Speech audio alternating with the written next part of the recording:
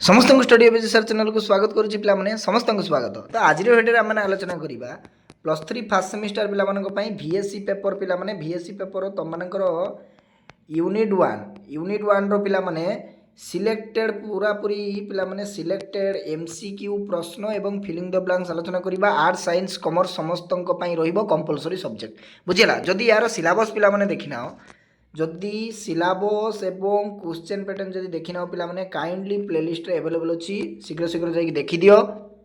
Then channel को जदि नुआ अछंती पिला माने देन चैनल को एबे सब्सक्राइब करिक पिला माने ऑल नोटिफिकेशन ऑन करिया पई जमार भूलंत नै काई कि ना फ्री ऑफ कॉस्ट रे त माने को पिला माने प्लस 3 रो ऑनर्स क्लास एवं कंपलसरी क्लास गुडी को पूरा पूरी प्रोवाइड करा जाउची बुझि पाछो। तो देन फ्रेंड मान को पिला माने डेफिनेटली शेयर कर दियो। और जदि व्हाट्सएप ग्रुप रे जॉइन करनो पिला माने चैनल रो डिस्क्रिप्शन बॉक्स को जीवो लिंक प्रोवाइड कर देइची जॉइन कर सहीटी यार पिला माने PDF टी मिल जीवो फ्री ऑफ कॉस्ट रे। किंतु प्रथमे तुम माने क्लास करो पिला माने कहीं क्लास रे बहुत किछि तुम माने को तथ्य मध्य दउची तेणु क्लास प्रथमे करिवो देन तुम माने को मु जो PDF टी बुझी पारछ। तो PDF प्रोवाइड कर देबी बुझिला।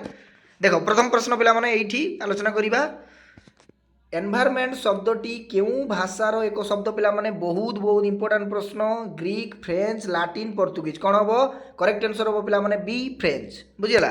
नेक्स्ट प्रश्न एनवायरमेंट शब्दटी केउ शब्द उद्धृत पिला माने बहुत इंपोर्टेंट प्रश्न पिला माने देखो ये सब प्रश्न पिला माने ऑलरेडी तुम मानकर पूर्व वर्ष जदि प्रश्न पत्र देखिबो मु मध्य चैनल रे पूर्व वर्ष तुम मानकर PY को डिस्कशन करी देखिदेव पिला माने एवं मोर जो MCQ प्रश्न एवं फिलिंग द ब्लैंक्स मु आलोचना करुच्ची पूरा पूरी 100% थुआ होइची क्वेश्चन पेपर बुझिगला। तो सेमिस्टर एग्जाम रे थुआ होइची एई प्रश्न गुड़िक तेणु किछि करिबा दरकार नै पिला माने कोनोसी गाइड कोनोसी बही मध्य किनिबा दरकार नै कंपलसरी सब्जेक्ट रे ओनली मु जेतिकी तुम मानकू फ्री ऑफ कॉस्ट रे नोट गुड़ी को प्रोवाइड करुच्ची जेतिकी मु आलोचना करी सेतिकी कौन करिवो 30 टंकिया गोटे खाता आनिबो देन 5 टंकिया पेन आनिबो 35 टंकिया खर्च करिवो पिला माने तुम माने जहाँ भी माने MCQ प्रश्न हो गला 2 मार्क प्रश्न लॉन्ग क्वेश्चन जहाँ भी दिया जीवो VSC पेपर पूरा पूरी तुम माने नोट डाउन करिवो सेही खाता रे एवं सेही नोट गुडी को तुम माने एग्जाम पूर्वरु पढ़ी की जीवो पिला माने सेमिस्टर रे 90 प्लस रखियो पछे पिला माने गोटे भी मार्क कमिवो नै VSC पेपर रे पूरा 100% गारंटी। किंतु मु जो भली वे रे तुम माने कहूची सेही भली वे रे तुम माने को प्रिपरेशन करिवा दरकार। तुम माने खाता आनी के रखि दबो घरे देन शॉर्ट्स देखिबो पाठ पढ़िबोनी क्लास करिबोनी जो प्रतिदिन इवनिंग रे तुम माने 7 बेले क्लास कराउची नोट डाउन करिबोनी देन प्रॉब्लम फेस तुम माने ही पड़ो बुझी पारछ। तो कहीं से पिला मानकर बैग लगी थाए जो पिला माने क्लास को ठीक भाव में करि नथांती कोनोसी नोट कर नथांती बुझी पारछ। तो तेणु मु पिला माने देख कहि दउची जेतिकी तुम मानकु प्रोवाइड कराउची बुझी पारछ। तो सेतिकी तुम माने नोट डाउन करो बुझी पारछ। बेसी पैसा दवा पई पड़िबो नै किंबा बेसी पैसा तुमको खर्च करिया पई पड़िबो नै खाता आनिबारे बुझिला।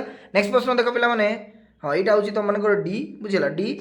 नेक्स्ट देखो केउठी प्राकृतिक परिवेश अंतर्भुक्त पिला माने केउठी प्राकृतिक परिवेश अंतर्भुक्त देखो मूर्तिका अट्टालिका नदीबंध कलकारखाना कौन हम करेक्ट आंसर हम पिला माने मूर्तिका। नेक्स्ट प्रश्न केउठी मनुष्यकृत परिवेश अंतर्भुक्त पिला माने देखो बहुत इंपोर्टेंट प्रश्न मनुष्यकृत परिवेश कथा कह जाइछि पिला माने अरे मनुष्य कथा कहले आमे काहा को बुझिबारे ना जानवाहन नै कि रे जानवाहन।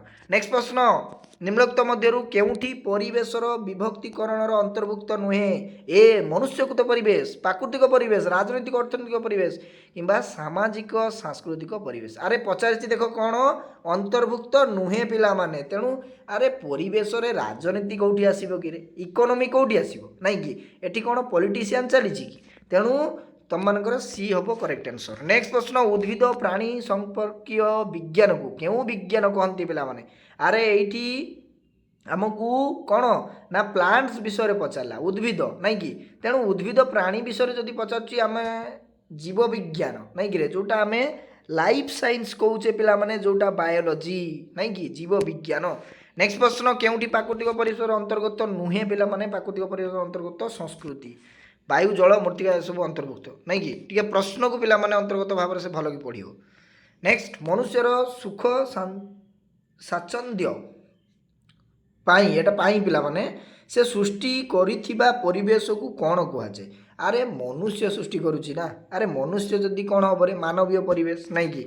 नेक्स्ट प्रश्न परिवेश अध्ययन तात्पर्य कौन पिला माने परिवेश अध्ययन तात्पर्य होची परिवेश को बुझिबा और संरक्षण पाई चेष्टा करिबा नहीं कि ଭାରତର ଶତକଡ଼ା କେତେ ଭାଗ ଚାରଣ ଭୂମି ଓ ଗୋଚର ଭୂମି ପାଇଁ ଉଦ୍ଦିଷ୍ଟରେ? ଆରେ କେତେ ଭାଗରେ ଗୋଚର ପଡ଼ିଆ ପଡ଼ୁଛି ନାଇଁ କି, ଗୋରୁମାନେ ଚରୁଛନ୍ତି 3 ଭାଗ ନାଇଁ କି, 3 ଭାଗ। କିନ୍ତୁ ଇଣ୍ଡିଆରେ ଯଦି ଆମେ ପିଲାମାନେ ଦେଖିବା ବେସିକାଲି ଆମର ଜମି ଗୁଡ଼ିକ ଚାଷ କାର୍ଯ୍ୟରେ ଉପଯୋଗ କରାଯାଇଥାଏ ନାଇଁ କି।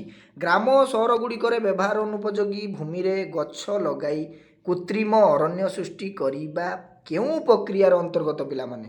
ତେଣୁ କୃଷି କ୍ଷେତ୍ରୀୟ ବନୀକରଣ। ବୁଝିପାରୁଛ? ତେଣୁ ଦେଖ ପିଲାମାନେ ଯେତିକି କ୍ଲାସ୍ ଗୁଡ଼ିକ କରାହେଉଛି କ୍ଲାସ୍ କର ଏବଂ ଫ୍ରେଣ୍ଡମାନଙ୍କୁ ସେୟାର କର। ଯେତେ ଅଧିକରୁ ଅଧିକ ସାଙ୍ଗମାନଙ୍କୁ ସେୟାର କରିବ, ଯେତେ ଅଧିକରୁ ଅଧିକ କ୍ଲାସ୍ କରିବ ପିଲାମାନେ ସେତେ ମୋତେ ମୋଟିଭେଟ୍ ଲାଗିବ ତୁମମାନଙ୍କ ପାଇଁ ପ୍ରତିଦିନ ପ୍ରୋଭାଇଡ଼ କରିବି କ୍ଲାସ୍। ବୁଝିପାରୁଛ ତ?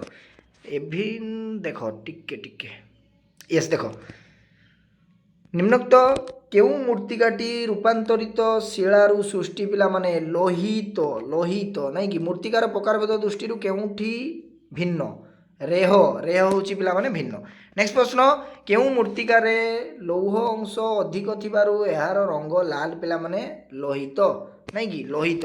କେଉଁ ପ୍ରକାର ମୂର୍ତ୍ତିକାର ଉତ୍ତାପ ଓ ଜଳ ଧାରଣା କ୍ଷମତା ଅଧିକ ଥାଏ ପିଲାମାନେ? ଲୋହିତ।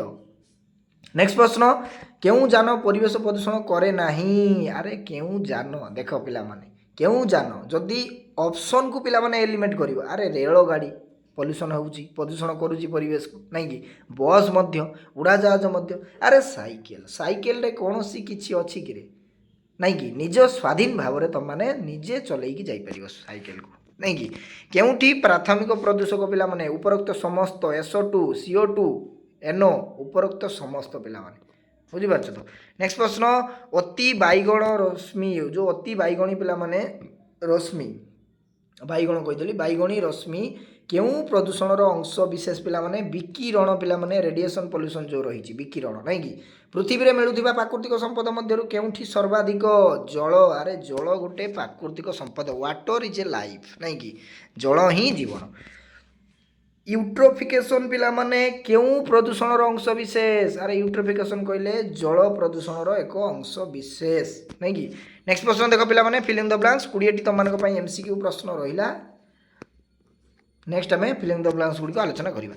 ପୃଥିବୀ ପୃଷ୍ଠକୁ ଘେରି ରହିଥିବା ବାଷ୍ପୀୟ ଆବରଣକୁ ଡ୍ୟାସ୍ କୁହାଯାଏ? ବାୟୁମଣ୍ଡଳ କୁହାଯାଏ। ଆମ ଚତୁଃପାର୍ଶ୍ୱରେ ରହିଥିବା ଜୈବିକ ଅଜୈବିକ ବସ୍ତୁ ଗୁଡ଼ିକର ସମାହାରକୁ ଡ୍ୟାସ୍ କୁହାଯାଏ? ପରିବେଶ କୁହାଯାଏ। ପରିବେଶ କହିଲେ କ'ଣ ବୁଝୁଛ ପିଲାମାନେ? ଯେ ଆମ ଚତୁଃପାର୍ଶ୍ୱରେ ଯାହା ରହିଛି ନଦୀ ନାଳ ନାଇଁ କି, ଗଛ ଲତା ପଶୁ ପକ୍ଷୀ, ତାକୁ ଆମେ ପରିବେଶ କହିବା ନାଇଁ କି। ନେକ୍ସଟ ପ୍ରଶ୍ନ, ଉଦ୍ଭିଦ ଓ ପ୍ରାଣୀମାନଙ୍କ ଦ୍ୱାରା ସୃଷ୍ଟି ପରିବେଶକୁ ଡ୍ୟାସ୍ କୁହାଯାଏ? ଜୈବିକ ପରିବେଶ। ଆଣବିକ ପରୀକ୍ଷା ଦ୍ୱାରା ଡ୍ୟାସ୍ ପ୍ରଦୂଷଣ ଘଟିଥାଏ? ବିକିରଣ ପ୍ରଦୂଷଣ ଘଟିଥାଏ। ବାୟୁରେ ଭାସି ଆସୁଥିବା କୌଣସି ସୂକ୍ଷ୍ମ ତରଳ ବା କଠିନ କଣିକାକୁ ଡ୍ୟାସ୍ କୁହାଯାଏ? ନା ଏରାସୋଉ କୁହାଯାଏ। ଏରୋସୋଉ, ଏରା ନୁହେଁ ପିଲାମାନେ, ଏରୋସୋଉ କୁହାଯାଏ ହେଲା। ନେକ୍ସଟ ପ୍ରଶ୍ନ ଦେଖ ପିଲାମାନେ, ବାୟୁର ସ୍ୱାଭାବିକ ଗଠନ ଓ ଗୁଣର ଅବାଞ୍ଛିତ ପରିବର୍ତ୍ତନକୁ ଡ୍ୟାସ୍ କୁହାଯାଏ? ବାୟୁ ପ୍ରଦୂଷଣ କୁହାଯାଏ। ଭୋପାଳ ଗ୍ୟାସ୍, ଦେଖ ପିଲାମାନେ ବହୁତ ଇମ୍ପୋର୍ଟାଣ୍ଟ ପ୍ରଶ୍ନ, ଏ ପ୍ରଶ୍ନ ନିହାତି ଆସିବ। ଭୋପାଳ ଗ୍ୟାସ୍ ଦୁର୍ଘଟଣା ଡ୍ୟାସ୍ ମସିହାରେ ଡ୍ୟାସ୍ ଗ୍ୟାସ୍ ଲିକ୍ ଯୋଗୁଁ ହୋଇଥିଲା? ନା 1984 ମସିହାରେ ମିଥାଇଲ୍ ଆଇସୋସିଆନେଟ୍ ଗ୍ୟାସ୍ ପିଲାମାନେ, ଆଇସୋସିଆନେଟ୍। ବୁଝିପାରୁଛ ତ? ନେକ୍ସଟ ପ୍ରଶ୍ନ, ଡ୍ୟାସ୍ ଦ୍ୱାରା ତେଜସ୍କ୍ରିୟ ବିକିରଣ ଘଟିଥାଏ? ଆଣବିକ ବିକିରଣ। ବୁଝିପାରୁଛ ତ? ଆଣବିକ ବିକିରଣ ପିଲାମାନେ ଘଟିଥାଏ। ନେକ୍ସଟ ପ୍ରଶ୍ନ, ମନୁଷ୍ୟକୃତ ପରିବେଶକୁ ଡ୍ୟାସ୍ ପରିବେଶ କୁହାଯାଏ? ନା ମାନବୀୟ ବା ସାଂସ୍କୃତିକ ପରିବେଶ କୁହାଯାଏ। ଯେଉଁ ବର୍ଜ୍ୟବସ୍ତୁ ଗୁଡ଼ିକ ଯେତେବେଳେ ଜୀବମଣ୍ଡଳରେ ପ୍ରବେଶ କରି ତାହାର ମୌଳିକ କାର୍ଯ୍ୟଧାରାକୁ କ୍ଷତିଗ୍ରସ୍ତ କରି ଉଦ୍ଭିଦ ପ୍ରାଣୀ ଏବଂ ମାନବର କ୍ଷତି ସାଧନ କରିଥାଏ ତାହାକୁ ଡ୍ୟାସ୍ କୁହାଯାଏ? ତାହାକୁ ପ୍ରଦୂଷକ କୁହାଯାଏ। ଲାଟିନ୍ ଶବ୍ଦ ଡ୍ୟାସ୍ରୁ ଧ୍ୱନି ଶବ୍ଦ ଉଦ୍ଧୃତ ପିଲାମାନେ ନାଉସିଆରୁ। ନେକ୍ସଟ ପ୍ରଶ୍ନ, ଧ୍ୱନିର ତୀବ୍ରତା ଡ୍ୟାସ୍ ଦ୍ୱାରା ମପାଯାଏ? ଡେସିବଲ୍ ପିଲାମାନେ, ଡେସିବଲ୍ ନାଇଁ କି। ଦେଖ ପିଲାମାନେ ଧ୍ୱନିର ତୀବ୍ରତା ଡେସିବଲ୍ ଦ୍ୱାରା ମପାଯାଉଛି। ମୋତେ ପିଲାମାନେ କହିବ ଯେ ଆମର ଯେଉଁ ଆର୍ଥ କ୍ୟୁ, ବୁଝିପାରୁଛ ତ, ଭୂମି କମ୍ପ ପିଲାମାନେ, ଆର୍ଥ କ୍ୟୁ କେଉଁ ମିଟର ଦ୍ୱାରା ମପାଯାଇଥାଏ? ଦେଖିବା କେଉଁମାନେ କମେଣ୍ଟ ବକ୍ସରେ ଉତ୍ତର ଦେଇପାରୁଛନ୍ତି। ନିଶ୍ଚିତ ଭାବରେ ପିଲାମାନେ କମେଣ୍ଟ ବକ୍ସରେ ଉତ୍ତର ଦେବ। ଦେଖିବା କେଉଁ ପିଲାମାନେ ଜାଣିଛନ୍ତି। ତୁମମାନଙ୍କ ପାଇଁ ହୋମୱାର୍କ ରହିଲା, ବୁଝିହେଲା। ନେକ୍ସଟ ଦେଖ, ପରିବେଶକୁ ମୁଖ୍ୟତଃ ଡ୍ୟାସ୍ ଓ ଡ୍ୟାସ୍ ପରିବେଶରେ ବିଭକ୍ତ କରାଯାଇଛି 2 ଭାଗରେ ପିଲାମାନେ, ପ୍ରାକୃତିକ ମାନବୀୟ। ପ୍ରାକୃତିକ ପରିବେଶକୁ ଡ୍ୟାସ୍ ଓ ଡ୍ୟାସ୍ ପରିବେଶରେ ଭାଗରେ ବିଭକ୍ତ କରାଯାଇଛି? ନା ଜୈବିକ ଅଜୈବିକ। ମୂର୍ତ୍ତିକା ଡ୍ୟାସ୍ ପରିବେଶର ଏକ ଉପାଦାନ? ଅଜୈବିକ। ବୁଝିଗଲା। ବାୟୁ ଜଳ ମୂର୍ତ୍ତିକା ଆଦି ନିର୍ଜୀବ ପଦାର୍ଥକୁ ନେଇ ଗଠିତ ପରିବେଶକୁ ଡ୍ୟାସ୍ ପରିବେଶ କୁହାଯାଏ, ଭୌତିକ ପରିବେଶ ପିଲାମାନେ। ନେକ୍ସଟ ପ୍ରଶ୍ନ, ମୂର୍ତ୍ତିକାର ଅପର ଅଂଶର ଅବକ୍ଷୟକୁ ଡ୍ୟାସ୍ କୁହାଯାଏ, ମୂର୍ତ୍ତିକା କ୍ଷୟ। ଡ୍ୟାସ୍ ଡେସିବଲରୁ ଅଧିକ ମାତ୍ରାର ଶବ୍ଦ ପରିବେଶରେ ପ୍ରଦୂଷଣ ଘଟାଇଥାଏ, 80 ପିଲାମାନେ 80। ପୃଥିବୀ ପୃଷ୍ଠରେ ଥିବା ଜୀବଜଗତକୁ ଡ୍ୟାସ୍ ମଣ୍ଡଳ ବୋଲି କୁହାଯାଏ, ଜୈବ। ବାୟୁମଣ୍ଡଳରେ ଡ୍ୟାସ୍ ଗ୍ୟାସ୍ ବୃଦ୍ଧି ହେଲେ ଫୁସ୍ଫୁସ୍କୁ ପ୍ରଭାବିତ କରେ, କାର୍ବନ ମନୋକ୍ସାଇଡ୍ ଗ୍ୟାସ୍ ପିଲାମାନେ। ଡ୍ୟାସ୍ ଗ୍ୟାସ୍ ପ୍ରଭାବରେ ଗଛରୁ ପତ୍ର ଝଡ଼ି ପଡ଼େ, ସଲଫର ଡାଇଅକ୍ସାଇଡ୍। ବୁଝିଗଲା ତ। ଦେଖ ପିଲାମାନେ ଟୋଟାଲ୍ ତୁମମାନଙ୍କ ପାଇଁ ପୁରାପୁରି ଆମେ ଯଦି ଦେଖିବା ଏଭରେଜ୍ 41ଟି ପ୍ରଶ୍ନ ରହିଲା, 20ଟି MCQ ପ୍ରଶ୍ନ, 21ଟି ତୁମମାନଙ୍କ ପାଇଁ ରହିଲା ଫିଲିଂ ଦ ବ୍ଲାଙ୍କ୍ସ। ଆଉ ମୁଁ ଗ୍ୟାରେଣ୍ଟି ଦେଉଛି ପିଲାମାନେ ଏତିକି ଯଦି ପଢ଼ିଦେବ ଭଲ ଭାବରେ ଆଉ ତୁମକୁ 1 ମାର୍କ ଛାଡ଼ିକି ଆସିବ ନାହିଁ ତୁମମାନେ ଏକ୍ଜାମ୍ରେ। ୟୁନିଟ୍ 1ରୁ ଯାହା ବି ପ୍ରଶ୍ନ ଆସିବ ୟାରି ଭିତରୁ ହିଁ ପ୍ରଶ୍ନ ପିଲାମାନେ ଆସିବ। ବୁଝିଗଲା। ତେଣୁ ଦେଖ ଲଙ୍ଗ୍ କ୍ୱେଶ୍ଚନ୍ ଯେତେବେଳେ ମୁଁ ଡିସ୍କସନ୍ କରିବି ପିଲାମାନେ, ଆଉ ଗୋଟେ କଥା, ଯେତେବେଳେ ମୁଁ ଲଙ୍ଗ୍ କ୍ୱେଶ୍ଚନ୍ ଗୁଡ଼ିକ ଡିସ୍କସନ୍ କରିବି ସେତେବେଳେ ତୁମମାନଙ୍କୁ କନସେପ୍ଟ ସହିତ ତୁମମାନଙ୍କର ଲଙ୍ଗ୍ କ୍ୱେଶ୍ଚନ୍ ସିଲେକ୍ଟେଡ଼ ଡିସ୍କସନ୍ କରିଦେବି। ବୁଝିପାରୁଛ, ଯାହାଫଳରେ ତୁମମାନଙ୍କର କନସେପ୍ଟ ମଧ୍ୟ ପିଲାମାନେ କ୍ଲିଅର୍ ହେଇଯିବ, ଲଙ୍ଗ୍ କ୍ୱେଶ୍ଚନ୍ ମଧ୍ୟ ସିଲେକ୍ଟେଡ଼ ବୁଝିପାରିବ ସବୁ। ବୁଝିପାରୁଛ ତ। ରହିଲି, ସମସ୍ତଙ୍କୁ ସାଧୁବାଦ, ଥ୍ୟାଙ୍କ ୟୁ, ଧନ୍ୟବାଦ।